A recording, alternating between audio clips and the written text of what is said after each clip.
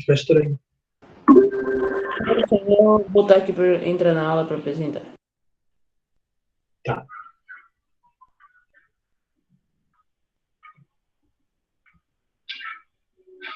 O que tu acha de ficar apresentando para essas bolinhas, Thiago? Te incomoda? Oi? Te incomoda ficar apresentando para as bolinhas? Ah, não me importa tanto. Eu apresento para ti e para o Nicolas.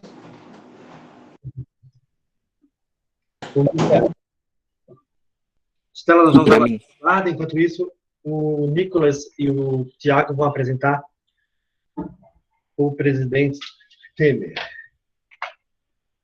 Deixa eu fechar aqui a janela. Ai, minha cachorro. Eduardo.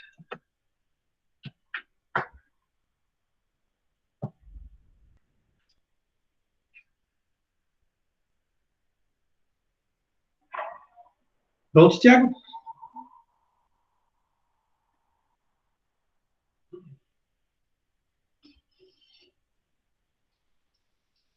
Travou aqui, calma. Legal. Ah, meu Deus. Perdi. Tá embora, não tá aí? Ah, agora ia viajar. Eu não abro porque eu tô me sentindo realmente terrível. Olha, se a Luana tá se sentindo terrível, vamos entrar em depressão, né, gente? A mulher das lives, das fotos. É uma das poucas alunas que eu tenho no Insta.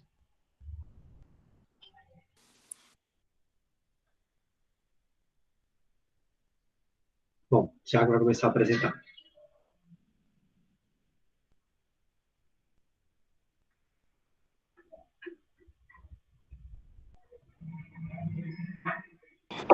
Hoje eu e o Nicolas vamos apresentar sobre o governo de Jair Bolsonaro. O Jair Bolsonaro ele é um ex-militar que nasceu no dia 21 de março de 1955. Ele foi capitão e paraquedista do Exército. Foi vereador do Rio de Janeiro. E após acabar o mandato de vereador, ele exerceu a função de deputado durante 28 anos. Ele passou por diversos partidos políticos e o seu último foi o PSL, por onde ele foi eleito presidente, onde ele sucedeu o governo do Michel Temer.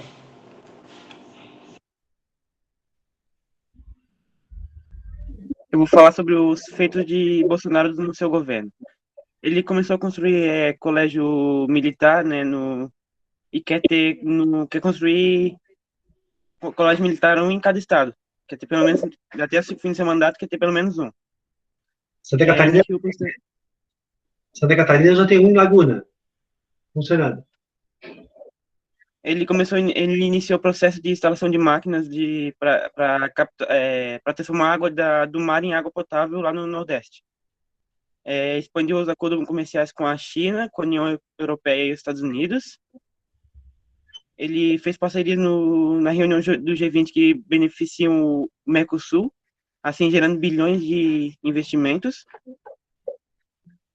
As empresas internacionais agora voltaram a confiar no Brasil, né? E tendo sedes em todo o Brasil, principalmente no Nordeste. Ele criou a MP da Liberdade Econômica e criou a lei que combate fraudes previdenciárias e que vai gerar uma economia de 100 bilhões de reais em 10 anos. Vamos lá. Só pegando algumas coisas para mostrar a questão ideológica, né? Ali, ó, liberdade econômica, investimento estrangeiro, acordos internacionais, esses acordos internacionais com grandes potências do ponto de vista capitalista. O Brasil não entra na mesma situação de igualdade, né? O Brasil entra como aquele que compra, o Brasil entra como subserviente. Isso mostra uma questão ideológica, né, de direita, que nós já vimos. Ele está sendo coerente com a ideologia dele. A questão...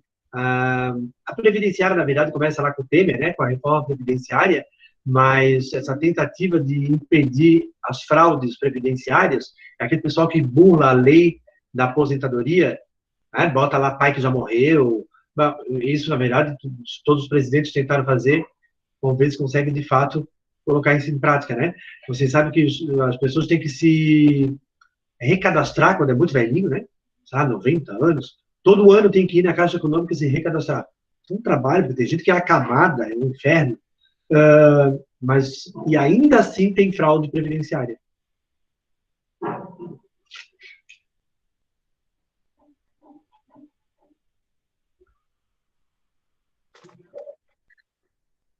As polêmicas que ele se envolveu na Petrobras, que ele teve dúvida em intervir ou não intervir, né?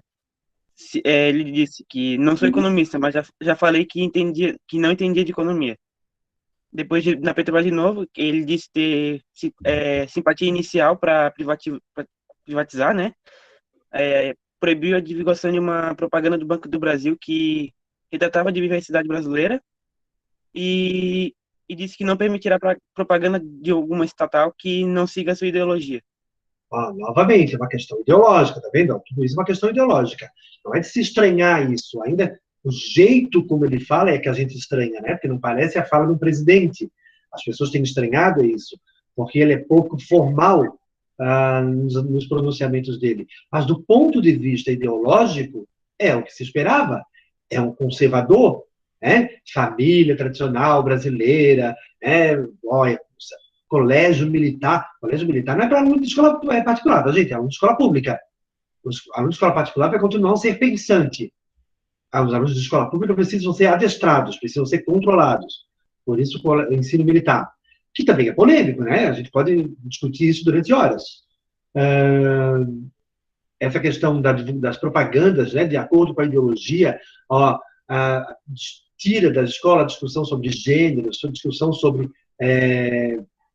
violência em relação à mulher, tira disso do currículo, né? A ideia é tirar essas coisas do currículo, inclusive das instituições que são federais. Aquela Banco do Brasil, por exemplo, tinha um casal que era homossexual, se não me engano, e por conta disso...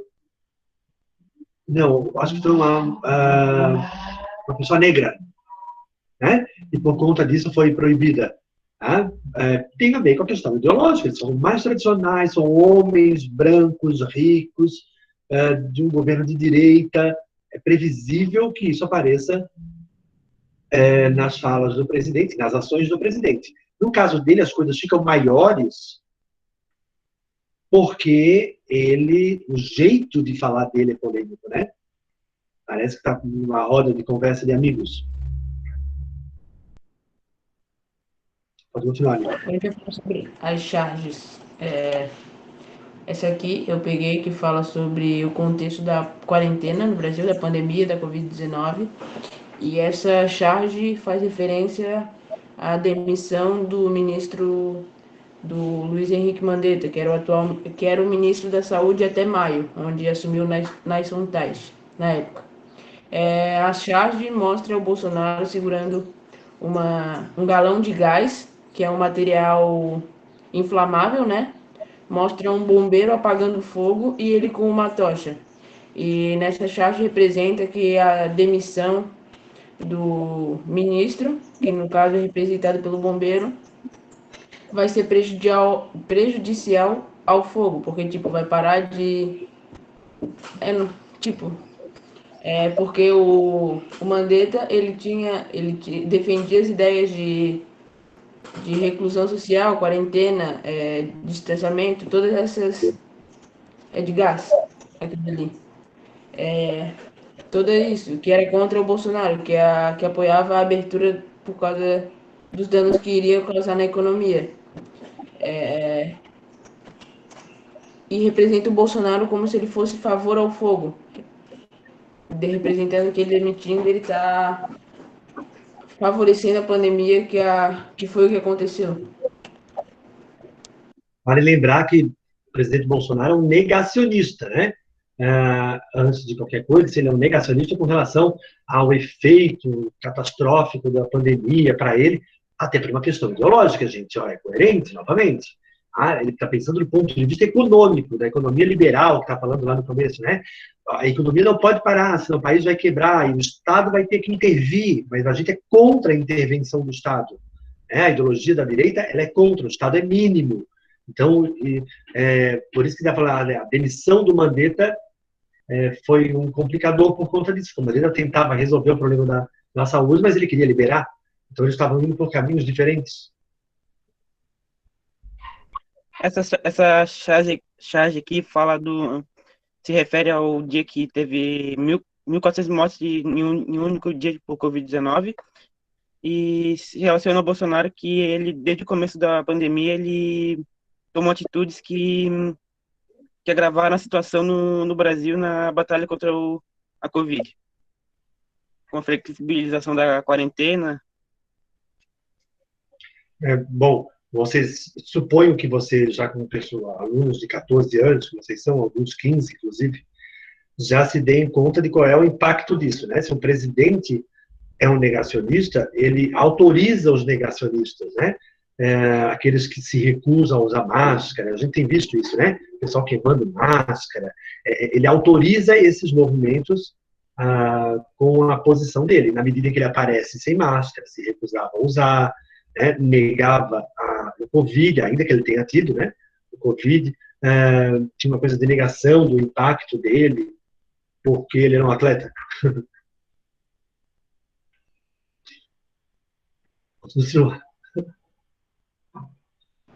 Essa aqui fala sobre a reforma da Previdência, que é uma proposta apresentada pelo governo Michel Temer já, mas que o governo Bolsonaro foi eleito defendendo.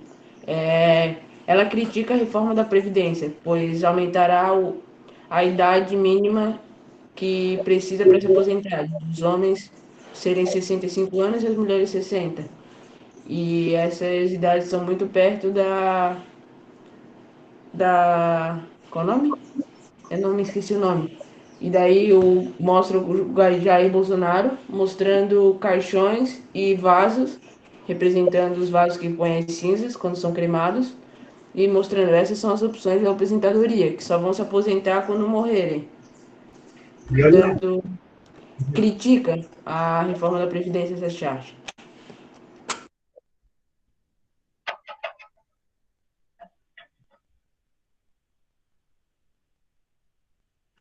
Essa charge aqui ele está criticando a política ambiental, né, do governo dele, que tem mostrando a fumaça, né, em volta do seu gabinete, ele não fingindo não está vendo a fumaça. Aqui tem a ver com a história do Pantanal, Mato Grossense, da própria Amazônia, né? Que se esperava uma ação efetiva do governo federal, mas que não veio, demorou muito tempo para vir. Né? O exército, a aeronáutica, com aqueles helicópteros com aquilo que joga aquela água, aquela coisa, que o governo federal tem essa tecnologia, mas que demorou para agir. Os governadores dos estados é que tiveram que dar conta. E, mais do que isso, essa é uma política defendida pelo presidente Bolsonaro, né? Ele fala sobre isso, inclusive. Tem uma fala do ministro do Meio Ambiente, que é aproveitar o Covid para passar a boiada. Ou seja, vamos derrubar essas florestas, através de queimada, para poder criar gado. Porque isso, do ponto de vista econômico, elevaria o Brasil, né, a questão econômica do Brasil, sem pensar na questão do impacto ambiental. Inclusive ele fala, né, que tantos por cento do território brasileiro é mato, é muita terra com floresta, então o Brasil preserva, assim, a sua floresta, mas que tem que produzir. Novamente, gente, é uma questão ideológica. Tá? Se pegar um partido de extrema-direita, os partidos de extrema-direita estão pensando a questão econômica e ainda sem a interferência do Estado. Uma economia liberal. Não é de se estranhar uma postura dessa. Se a gente pegasse um outro político de extrema-direita, se a gente pegar um outro político do PSL, que era o ex-partido do presidente Bolsonaro, vocês vão ver que ele não pensa diferente disso. Por quê? É uma questão ideológica. Se vocês pegarem um partido de centro, partido mesmo que seja de direita, né, um partido liberal, mas de centro, vocês vão ver que ele consegue dialogar com mais setores, assim, o setor do meio ambiente, mas também com a questão econômica, então tem um diálogo maior. Se vocês pegarem um partido de extrema esquerda, vocês vão ver que tem uma intervenção maior do Estado, uma ação muito mais voltada para a questão do meio ambiente do que da questão econômica. E daí a crítica que se faz é a economia vai quebrar.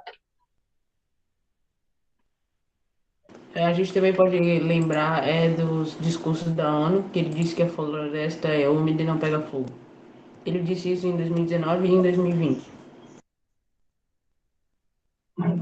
Aqui mostra o artista da charge, ele representa a Amazônia sendo invadida por uma retroescavadeira, que é dirigida pelo Bolsonaro, e em cima um agroprodutor, representado por uma camisa escrito agronegócio. O agroprodutor representa ele segura um galão de gasolina na mão, representando os incêndios que ateiam na Amazônia.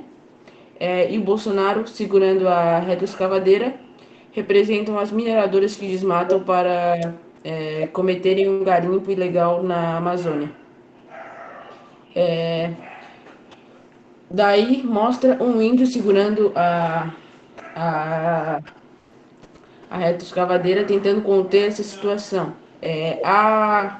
O autor critica porque o Bolsonaro, dirigindo a retroescavadeira, representa todas as atitudes ambientais tomadas por ele, representando, por exemplo, os discursos dele negando os incêndios, os cortes de verbo para o ICMBio e para o IBAMA, por exemplo,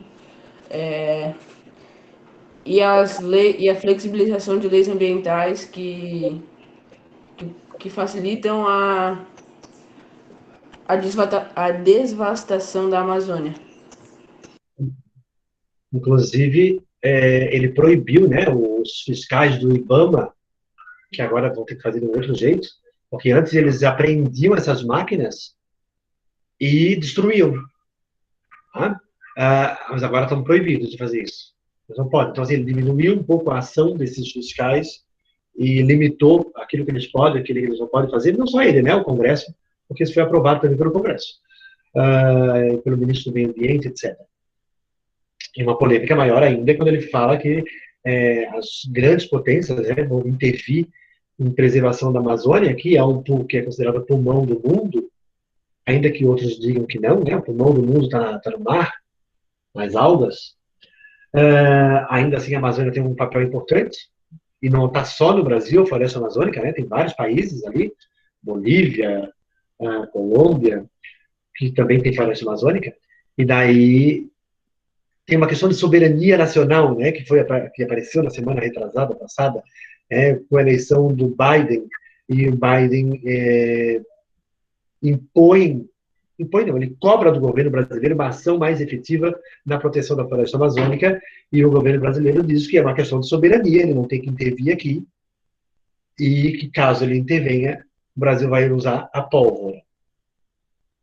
Essa foi uma fala do presidente Bolsonaro. Essa charge aqui também representa a postura de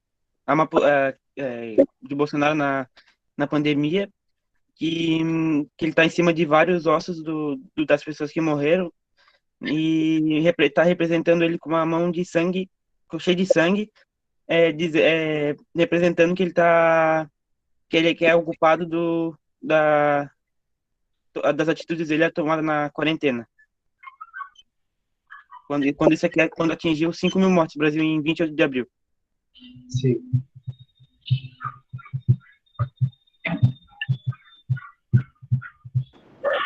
O pessoal critica várias coisas do governo Jair Bolsonaro. Critica, pois ele não cumpriu coisas que ele prometeu ainda, né? O governo dele ainda não acabou.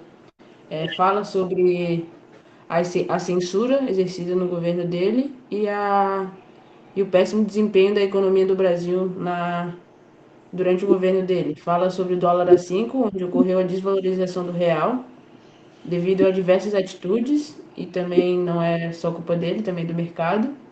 A gasolina a 5 é representada por fiascos, por exemplo, no leilão do pré-sal, entre várias outras coisas, e o protestar AI-5, que mostra que foi o ato institucional 5, que foi sancionado na ditadura militar, representando a censura no governo Bolsonaro, que não pode ir contra as ideologias do governo.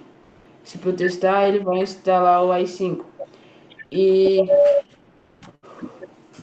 Inclusive, esse ano, o presidente ele foi em uma manifestação que pedia o fechamento do STF e a volta do AI-5, representando que o presidente apoia essa ideia.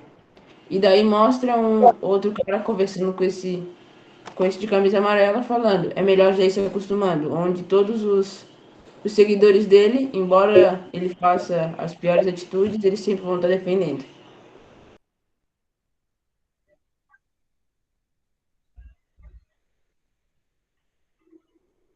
Essa charge que está representando o Bolsonaro falando na televisão, é, dizendo que ninguém será obrigado a se vacinar contra. Ninguém será obrigado a se vacinar da COVID, da vacina da Covid-19. E aí tem duas, tem os dois ir ali se olhando a televisão e festejando que ninguém vai poder se vacinar. E aí a Covid se espalhar mais ainda pelo Brasil.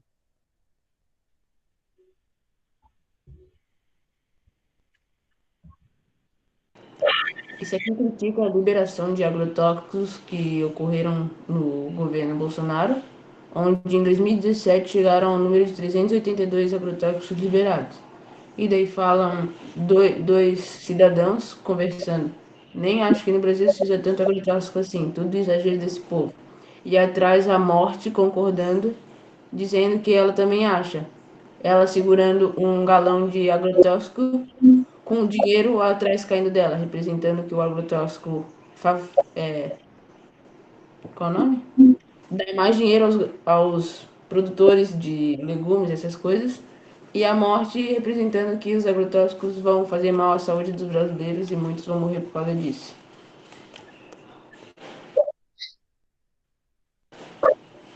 Essa charge fala sobre os cortes das verbas destinadas às universidades e institutos federais em março de 2019 e mostra o ministro da Educação da época, o Abraham Weintraub, que saiu esse ano, cortando árvores em formatos de lápis.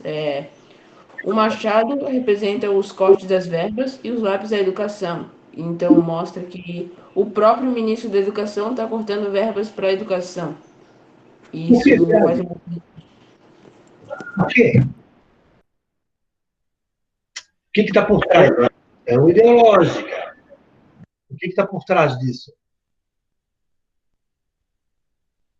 As universidades públicas deixam de receber o investimento que recebiam. Isso significa que elas vão ter menor produção, menos pesquisa, menos doutorado, menos mestrado, menos gente pesquisando, que é o que a universidade faz, né, gente? Ela produz conhecimento, é uma academia de produção de conhecimento. E daí, se ela produz menos, ela é inviável, ela não precisa. Então, primeiro tu vai lá e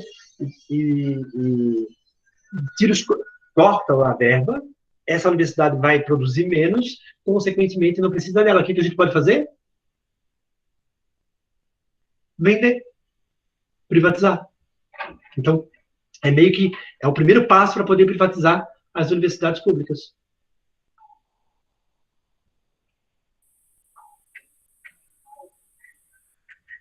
Acabou.